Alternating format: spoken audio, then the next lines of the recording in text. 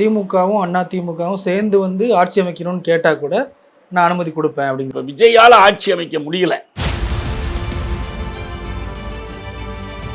Absolute majority கொடுத்தா போதும். இப்ப விஜயும் திமுகவும் சேர்ந்து வரலாம், விஜயும் அண்ணா திமுகவும் சேர்ந்து வரலாம், இல்ல அதிமுக ஒரு பகுதி விஜயும் சேர்ந்து வரலாம். நம்பர் மட்டும் அந்த மேஜிக் நம்பர் 180 வந்துருச்சுன்னா நீங்க கொடுத்துருவீங்கன்னு அர்த்தம். திமுகவும் அண்ணா திமுகவும் சேர்ந்து வந்தா கூட நான் ஆட்சி அமைக்கிறதுக்கு நான் அனுமதித்தேன். அதை பற்றி ஒரு ஆளுநர் தலையிட வேண்டிய அவசியமே இல்லை.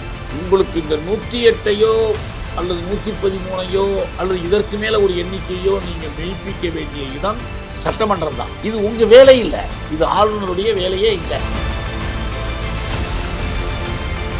திமுகவினுடைய செய்தி தொடர்பாளர்களை பேசும் பொழுது ஆளுநருக்கு அந்த உரிமை இருக்குது அப்படின்னு பேசுறாங்களே. 108 பெரும்பான்மையா இல்லையா?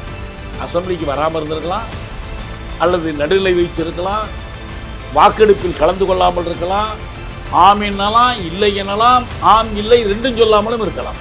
திமுக மறுக்குதா, அதிமுக மறுக்குதா, வேற ஒரு எதிர்கட்சி மறுக்குதா, எங்கிருந்து அப்புறம் குதிரை பேர் எங்கிருந்து நடக்கும்? குடியரசுத் தலைவருக்கு ஒரு கடிதம் எழுதுவார், அதன் அடிப்படையில் ஆட்சியை நீக்கிடுவார்.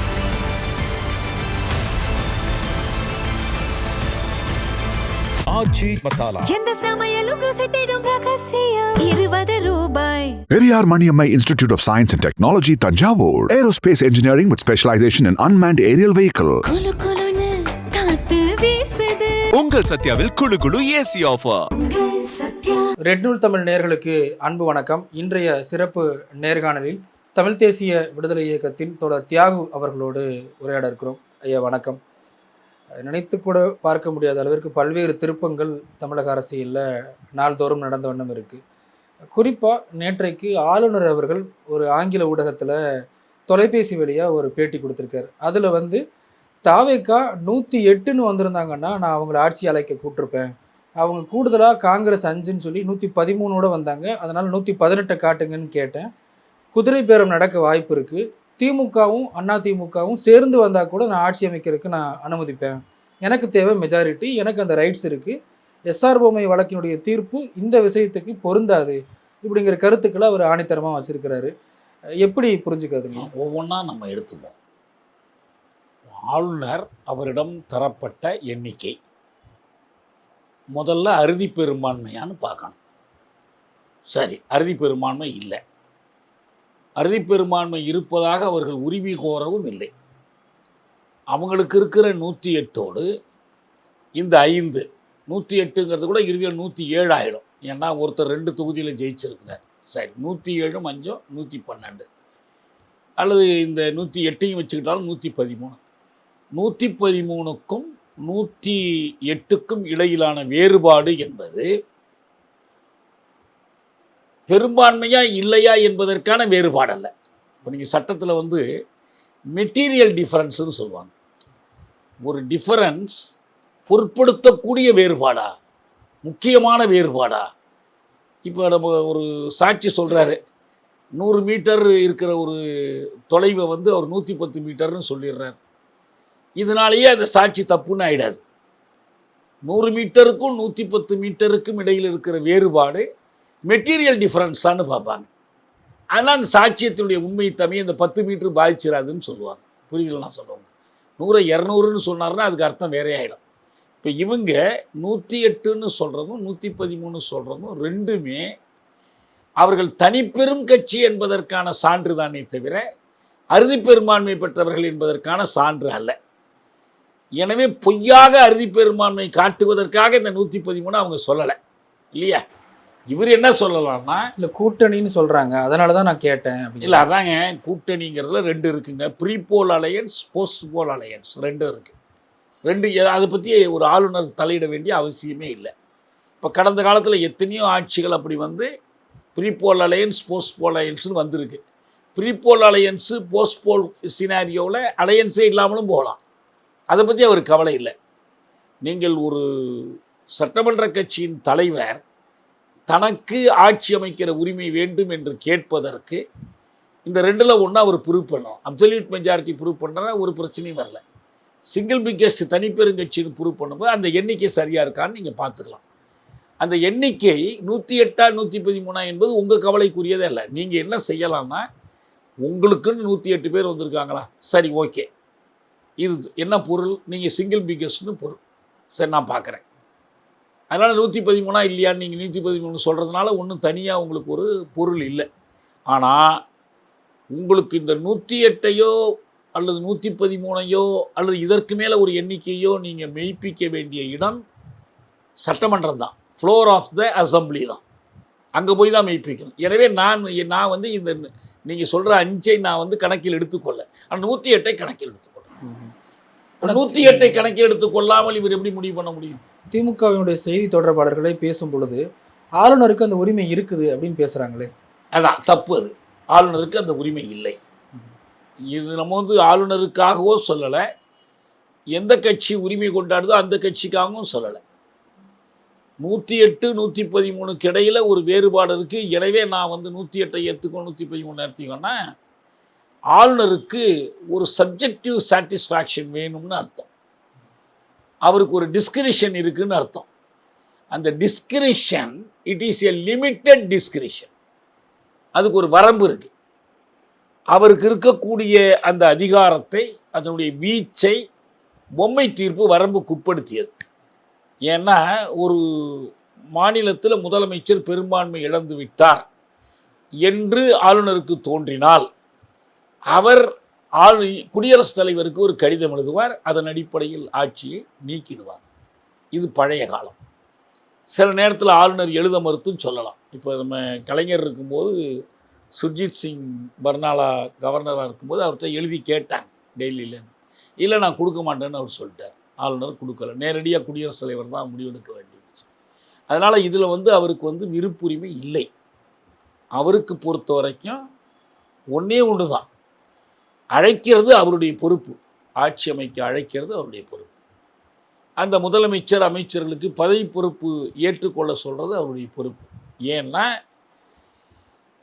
தி cabinet is collectively responsible to the assembly, not to the governor.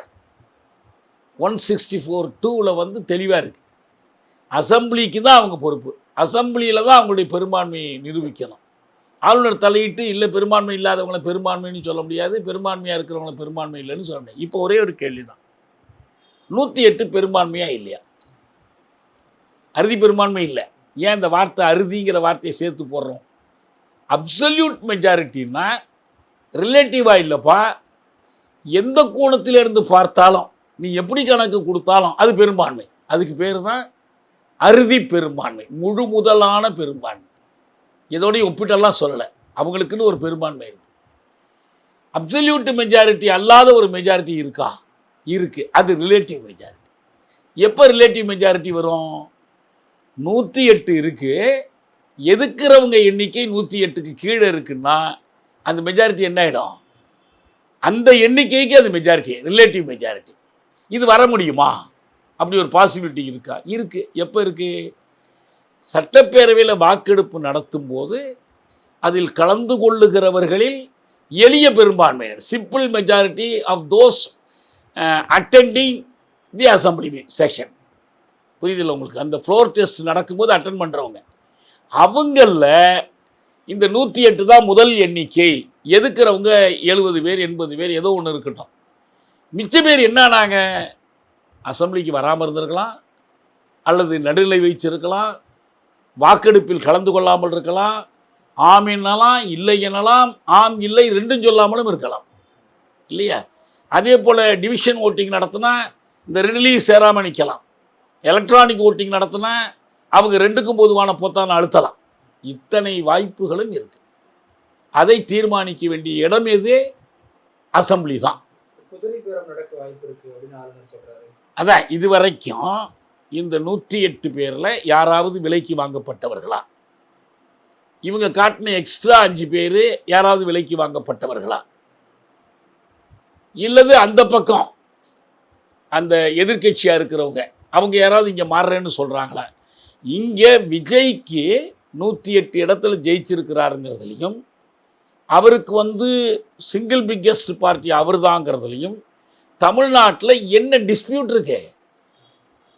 திமுக மறுக்குதா, அதிமுக மறுக்குதா, வேற ஒரு எதிர்க்கட்சி மறுக்குதா? எங்கிருந்து அப்புறம் குதிரை பேர் எங்கிருந்து நடக்கும்? இல்லை, ஆளுநர் கூடுதலாக என்ன சொல்கிறாருன்னா, திமுகவும் அண்ணா திமுகவும் சேர்ந்து வந்து ஆட்சி அமைக்கணும்னு கேட்டால் கூட நான் அனுமதி கொடுப்பேன் அப்படிங்கிறாரு. அதாங்க, அதை கொடுப்பேன்னு சொல்கிறார்ல. அப்போ நீங்கள் வந்து தேர்தலில் என்ன முடிவு வந்துச்சு, அது பீப்புள்ஸ் மேண்டேட்டாக என்னெல்லாம் கவலைப்பட மாட்டீங்க. எனக்கு வேண்டியது மெஜாரிட்டி தான். ரைட், அப்சல்யூட் மெஜாரிட்டி கொடுத்தா போதும். யார் சேர்ந்து வந்தாலும் நீங்கள் கொடுத்துருவீங்க. இப்போ விஜயும் திமுகவும் சேர்ந்து வரலாம், விஜயும் அண்ணா திமுகவும் சேர்ந்து வரலாம், இல்லை அதிமுகவோட ஒரு பகுதியும் விஜயும் சேர்ந்து வரலாம். நம்பர் மட்டும் அந்த மேஜிக் நம்பர் 118 வந்துருச்சுன்னா நீங்கள் கொடுத்துருவீங்கன்னு அர்த்தம் இல்லையா? ரைட், அது இல்லைன்னா என்ன பண்ணுவீங்க? அடுத்தது என்ன? அடுத்த கட்சியை கூப்பிடுவீங்க. இப்போ விஜயால் ஆட்சி அமைக்க முடியல, அவர் சொல்லிடுறார், டிக்ளைன் பண்ணிடுறார். இப்போ ராஜீவ்காந்திக்கு ஒரு முறை அந்த வாய்ப்பு வந்துச்சு. அவருக்கு 110 110 ஏதோ இருந்துச்சு, ஒரு எண்ணிக்கை இருந்துச்சு. அது வந்து பார்லிமெண்ட்டில் மக்களவையில் அப்சல்யூட் மெஜாரிட்டி இல்லை. என்ன பண்ணார் ராகுல் காந்தி, ராஜீவ்காந்தி? இல்லை, நான் ஆட்சி அமைக்க விரும்பலன்ட்டார். விரும்பலன்னோட நீங்கள் என்ன பண்ணீங்க? அவரை விட்டுட்டு அடுத்து யாரோ அவரை கூப்பிட்டீங்க. விபி சிங் போய் ஆட்சி அமைச்சார். அது ப்ரீபோல் அலையன்ஸ் கிடையாது இல்லையா? அவங்க மற்ற கட்சிகளுடைய ஆதரவோடு நேஷனல் ஃப்ரண்ட்டு தான் ஒரே ப்ரீபோல் அலையன்ஸ். நேஷனல் ஃப்ரண்ட்டுக்கு வெளியிலிருந்து ஆதரவு கொடுத்தது யார்? ஒரு பக்கம் இடதுசாரிகள், இன்னொரு பக்கம் பாஜக. அவங்க கண்டிஷன்ஸ் போட்டு ஆதரவு கொடுத்தாங்க. அந்த மெஜாரிட்டின்னு ஒத்துக்கிட்டார்ல அன்றைக்கி குடியரசுத் தலைவரே. புரியுதில்ல உங்களுக்கு? ரொம்ப சிம்பிள் கொஸ்டின்ங்க, ஒரே ஒரு தான். அப்சல்யூட் மெஜாரிட்டி அல்லது சிங்கிள் பிக்கெஸ்ட், அது யாராவது இருக்கட்டும். நீங்கள் அவர் சொல்கிற மாதிரி திமுக அதிமுகவும் இருக்கட்டும். இதை சொல்கிறதுக்கு அவர் யார்? நீங்கள் என்ன தூண்டி விட்றீங்களா திமுக அதிமுக கொண்டு சொல்லி? ஏன் நீங்கள் இப்போ இதை சொல்லியிருக்கலாமே, விஜயும் அதிமுகவும் சேர்ந்து வந்தால் நான் வாய்ப்பு கொடுக்குறேன்னு சொல்லியிருக்கலாமே. இது உங்கள் வேலை இல்லை, இது ஆளுநருடைய வேலையே இல்லை. அவர் இதிலெல்லாம் நியூட்ரலாக இருக்கணும், இதுக்கு அப்பாற்பட்டவராக இருக்கணும், அப்ஜெக்டிவ் அசஸ்மெண்ட்டோடு இதை அணுகணும். அப்படி அணுகுனாலும் அவருடைய இது வந்து தப்பு. அது இல்லைன்னா வேறு உள்நோக்கத்தோடு அவர் அரசியல் உள்நோக்கத்தோடு செயல்படுறார் என்று தான் நம்ம புரிஞ்சுக்கிறோம். ஆனால் தொடர்ந்து அந்த செய்திகள் பேசப்படுதில்ல. ஸ்டாலின் அவர்கள்ட்டையும் கேள்வி கேட்குறாங்க, பதில் சொல்லாமல் போகிறாங்க. உதயநிதி அவர்களும் பதில் சொல்லாமல் போகிறாரு. கனிமொழி அவர்களும் அதுக்கு நான் பதில் சொல்ல வேண்டிய அவசியம் இல்லை அப்படிங்கிறாங்க. ஆனால் தொடர்ந்து திமுக அண்ணா திமுக கூட்டணி பேச்சுவார்த்தை நடக்குதுன்னு எல்லாருமே எழுதுறாங்களே. இல்லை, யார் சான்றுகளோடு சொல்கிறாங்கன்னு பார்க்கணும். ஒன்று இந்த பக்கத்துலேருந்து எடப்பாடி பழனிசாமி சொல்லணும், இல்லை இந்த பக்கத்துலேருந்து ஸ்டாலின் சொல்லணும். அவங்க ஸ்டாலினுக்கு அனைத்து அதிகாரம்னு தீர்மானிச்சிட்டாங்க. இந்த பக்கம் அதிமுகவில் நாங்கள் எடப்பாடி பழனிசாமிக்கு அனைத்து. இவங்க 2 பேரில் யாராவது சொல்லியிருக்காங்களா? நீங்கள் கற்பனையாக யூகமாக கேட்குற கேள்வி வதந்திகளுக்கெல்லாம் பதில் சொல்லணுமா? தப்பி தவறி ஒரு கற்பனையாக சொல்கிறேன், அப்படி உண்மைன்னு வச்சுங்க. அது மக்கள் கொடுத்த கட்டளையை மீறுறது இல்லையா? மக்கள் வந்து திமுகவுக்கு, திமுக தலைமையிலான கூட்டணிக்கு ஸ்டாலின் வர்றாருங்கிறதுக்கு தான் ஸ்டாலின் தொடரட்டும், தமிழகம் வெல்லட்டுமா, அதுக்கு தான் கட்டளை கொடுத்துருக்குறாங்க. அந்த பக்கம் எடப்பாடி பழனிசாமி, நான் அதிமுகவில் நிற்கிறேன், முதலமைச்சராக நிற்கிறேன். இப்போ நம்ம பொறுத்த வரைக்கும் நான் அடிக்கடி சொல்கிறது என்னென்னா, இந்த முதலமைச்சர் வேட்பாளருங்கிறதே சட்டத்துக்கு அப்பாற்பட்டது. ஏன்னா முதலமைச்சருக்காகன்னு ஒரு சீட்டில் நம்ம இவிஎம் மிஷினில் முதலமைச்சருக்குன்னு ஒரு புள்ளி கொடுத்துருக்காங்களா அமுக்கிறதுக்கு? இல்லை, நீங்கள் தேர்ந்தெடுப்பது எம்எல்ஏவை மட்டும்தான். எம்எல்ஏக்களில் பெரும்பாலானவர்கள் சேர்ந்து ஒரு தலைவரை தேர்ந்தெடுக்கிறாங்க. அவர் எம்எல்ஏவாக இல்லாமல் கூட இருக்கலாம், அதுக்கப்புறம் 6 மாதத்துக்குள்ளே வந்தால் போதும். அவர்தான் வந்து முதல்வர்னு முன்னால் நீங்கள் சொல்லணும்னு இல்லை. 67ஆம் ஆண்டு திராவிட முன்னேற்ற கழகம் அண்ணா எம்எல்ஏ பதவிக்கே நிற்கவில்லை, யார் முதல்வர்னு சொல்லி ஓட்டு கேட்கவும் இல்லை. ஜெயித்த பிறகு அண்ணாவை அவங்க தேர்ந்தெடுத்து கொண்டார்கள், அது அவங்களுடைய உரிமை. அது அதனால் இங்கே பிரச்சனை என்னென்னா, திமுகவுக்கோ அதிமுகவுக்கோ தனித்தனியாகவோ கூட்டாகவோ மக்கள் கட்டளை வழங்கவில்லை என்கிற போது அவர்கள் யாரும் கோர மாட்டாங்க. ஸ்டாலின் மிக தெளிவாக சொல்லிட்டார், தாவேக ஆட்சி அமைப்பதற்கு நாங்கள் தடையாக இருக்க மாட்டோம், முடிஞ்சு போயிடுச்சு. இதான் எனக்கு தெளிவாக சொல்லணும். தாவேக ஆட்சி அமைப்பதை ஆதரித்தாலும் தப்பு, ஏன்னா அது சட்டப்படி தப்பு இல்லை, மக்கள் கொடுத்த கட்டளைக்கு புறமானது. நீங்கள் விஜய் ஆதரிப்பதற்காக ஸ்டாலினுக்கு யாருமே ஓட்டு போடலை. விஜய் ஆதரிக்கிறவங்க விஜய்க்கு தான் ஓட்டு போட்டாங்க, ஸ்டாலினை ஆதரிக்கிறவங்க தான் திமுகவுக்கும் அதன் கூட்டணிக்கும் ஓட்டு போட்டாங்க. எடப்பாடி பழனிசாமி தலைமையில் அமைச்சரவை ஏற்படுவதற்கு தான் அதிமுகவும் அதனுடைய கூட்டணிக்கும் ஓட்டு போட்டாங்க. இப்போ பாமகவுக்கு யாரை சொல்லி ஓட்டு கேட்டாங்க? எடப்பாடியை சொல்லி தான் ஓட்டு கேட்டாங்க. அப்போ அவங்க எடப்பாடி ஆதரிக்கிறது தான் மக்கள் கட்டளை கொடுத்துருக்குறாங்க. நீங்கள் போய் ஸ்டாலின் ஆதரிக்கிறதுக்கு கொடுக்கல, இவருக்கு ஆதரிக்கிறதுக்கு கொடுக்கல. அதனால் அந்த மக்களுடைய கட்டளையை அவமதிப்பது என்பது அதில் இருக்கிற தப்பு. டெக்னிக்கலாக பாசிபிலிட்டியை பற்றி ஆளுநர் பேசுகிறார். அவருடைய வேலையே இல்லை. உங்கள்கிட்ட என்ன ஃபேக்ட்ஸ் கொடுக்கப்பட்டிருக்கோ அந்த ஃபேக்ட்ஸ் அடிப்படையில் தான் நீங்கள் முடிவு பண்ணணும். உங்கள்கிட்ட கொடுத்துருக்கிறது ஒரே ஒரு ஃபேக்ட் தான். என்ன ஃபேக்ட்டு? விஜய்க்கு 108 உறுப்பினர்கள் இருக்கிறார்கள், அவங்க தங்களுக்கு ஆதரிக்க 5 பேர் இருக்கிறாங்கங்கிற செய்தியை அவருக்கு சொன்னாங்க. அந்த செய்தி பொருட்படுத்தத்தக்க எந்த விளைவையும் ஏற்படுத்த போகிறதில்லை. ஏன்னா அதனால் அறுதி பெரும்பான்மை வரப்போகிறதில்லை. அதனால் இதை சாக்கிட்டு சொல்வது தவறு. அவர் சொல்கிறது தப்பு. திமுக கூட்டணியில் வெற்றி பெற்றிருக்கக்கூடிய விசிக, சிபிஐ, சிபிஎம் மற்றும் ஐயுஎம்எல் இந்த கட்சிகளை தொடர்ந்து தவேக தரப்பினர் கடிதம் கொடுத்தாங்க. பிறகு நேர்லையும் போய் கேட்டிருக்கிறாங்க. ஆனால் திமுக கூட்டணி கட்சிகளை மட்டுமே இவங்க தொடர்ந்து போய் கேட்குறாங்க. அவங்க நாங்கள் இன்னைக்கு சொல்கிறோம் நாளைக்கு சொல்கிறோங்கிற மாதிரி காலம் தாழ்த்துறாங்களோ? இல்லை, நமக்கு அவங்க என்ன செய்கிறாங்க, அவங்க நோக்கம் என்னங்கிறத பற்றி கவலை இல்லை. அவர் சிபிஐ செயலாளர் வீரபாண்டியன் சொல்லியிருக்கிறார், நாங்கள் வேறு ஒரு கூட்டணியில் இருக்கிறோம், திமுக தலைமையிலான கூட்டணியில் இருக்கிறோம். மக்கள் திமுக கூட்டணியில் இருப்பதற்காகத்தான் அவங்களுக்கு வாக்கு போட்டிருக்கிறாங்க. வேறு ஒரு கட்சி எங்களை அணுகுது, கடிதம் கொடுக்கறதுக்கே உரிமை இல்லை என்று நாங்கள் சொல்ல முடியாது. அந்த கடிதத்திற்கு என்ன பதில் சொல்வது என்பதை எங்களுடைய மாநில குழு தான் முடிவு செய்யணும். அதை நாங்கள் செய்கிறோம். ஏன்னா அந்த கடிதம் என்பது புதிய செய்தி, தேர்தலின் போது வந்த செய்தி அல்ல என்று முறைப்படி நாங்கள் அதுக்கு பதில் சொல்கிறோங்கிறது தான். அவங்க 3 கட்சிகள் விசிக, ஐயுஎம்எல் பற்றி பிரச்சனை இல்லை. ஏன்னா ஐயுஎம்எல் ஏற்கனவே திமுக கூட தான் இருக்காங்க. 2 இடத்துல நின்று 2 இடம் ஜெயிச்சிருக்கிறாங்க. தொடர்ந்து அவங்களோட தான் பயணம் பண்ணுறாங்க. கேரளத்தில் ஐயுஎம்எல் காங்கிரஸ் அணியில் இருக்கிறதுங்கிறது கேரளத்துக்கு மட்டும்தான். இப்போ இங்கே வேறு, இப்போ சிபிஎம்மே இங்கே காங்கிரஸ் விஎம்கே அணியில் இருந்தாங்க, அங்கே காங்கிரஸுக்கு எதிராக நின்னாங்க இல்லையா.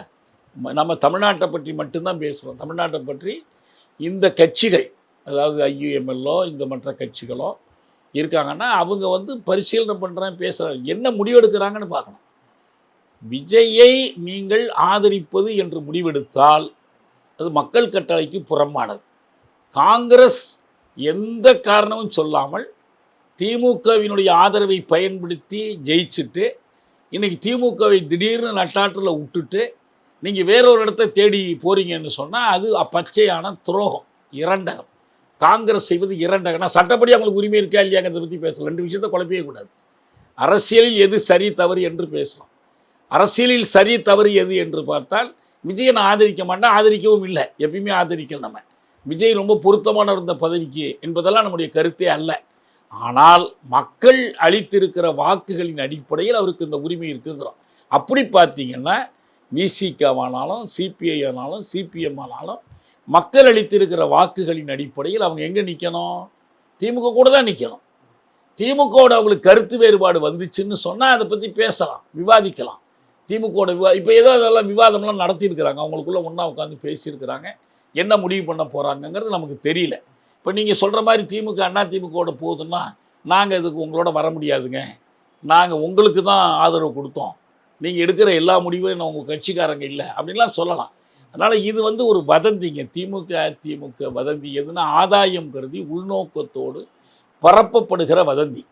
தமிழ்நாட்டு அரசியலை குழப்பி அந்த குட்டையில் மீன்பிடிக்க துடிக்கிற பாஜக, அதனுடைய சார்பிலான உளவுத்துறை, மற்ற சக்திகள் பரப்புகிற வதந்தி என்று நான் நம்புகிறேன்.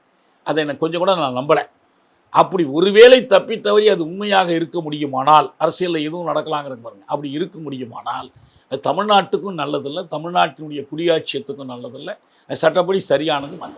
ஒருவேளை ஹைப்போதட்டிக்கலாக அதே நிறைவு கேள்வியை கேட்கலாம்னு நினைக்கிறேன். விஜயும் மெஜாரிட்டியை நிரூபிக்க முடியல, திமுகவோ அல்லது அதிமுகவோ அல்லது 2 பேரும் இணைந்தோ யாருமே மெஜாரிட்டி நிரூபிக்க முடியல அப்படிங்கிற பட்சத்தில் அடுத்து என்ன மாதிரியான நகர்வு இருக்கும்? சட்டம் வழிகாட்டுது இல்லை.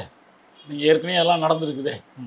மகாராஷ்டிரத்தில் நடந்திருக்குது, கர்நாடகத்தில் நடந்திருக்குது, பல இடத்துல நடந்திருக்குல்ல.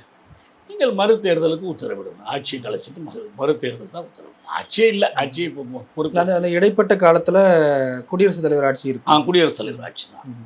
இப்போ தொடர்ந்து இப்போ இந்த பிஎம் ஸ்ரீ திட்டம்லாம் விஜய்க்கு நெருக்கடி கொடுக்குறாங்கன்னு திமுக தரப்பினரே பேசுகிறாங்க. இந்த திட்டங்களில் அந்த குறிப்பிட்ட காலத்தில் என்ன மாதிரியான ஒரு நிலைப்பாடு தமிழக அரசு எடுப்பாங்க? தமிழக அரசுன்னு அப்போ ஆளுநர் அரசு தானே, அது இந்திய அரசினுடைய முடிவை தானே எடுக்கும். மக்கள் போராட்டங்கள் தான் தீர்வு. அதுக்கு மக்கள் விழிப்போடு இருந்து போராடி தான் தடுக்கணும். இப்போ திமுக ஆட்சி காலத்தில் எத்தனையோ இந்திய அரசு திட்டங்கள் செயல்படுத்தாமலாம் இல்லையே. இப்போ இந்திய அரசோட பொருளியல் கொள்கை, தொழிலியல் கொள்கைகள் நடைமுறைப்படுத்திக்கிட்டு தான் இருந்தாங்க. அவங்களுக்கு எத்தனையோ அந்த தேசிய கல்விக் கொள்கையினுடைய சில கூறுகளை கூட இவங்க நடைமுறைப்படுத்தணும். நல்லது எது கெட்டது எதுன்னு பார்க்குறோம் நாங்களே. அதெல்லாம் நடந்துச்சுன்னா அதை எதிர்த்து மக்கள் போராடி தான் தீர்வு காணும். நமக்குன்னு அமைச்சரவை இல்லை, நமக்குன்னு சட்டமன்றம் இல்லைன்னா அதானே செய்ய முடியும். நிகழ்ச்சியில் பங்கெடுத்தமைக்கு மிக்க நன்றி. நன்றி. ஆச்சி மசாலா. எந்த சமையலும் ருசி தேடும் ரகசியம் 20 ரூபாய். Periyar Maniammai Institute of Science and Technology, Tanjavur. Aerospace Engineering with specialization in unmanned aerial vehicle. குளு குளுன்னு காத்து வீசுது. உங்கள் சத்யாவில் குளு குளு ஏசி ஆஃபர். உங்கள் சத்யா.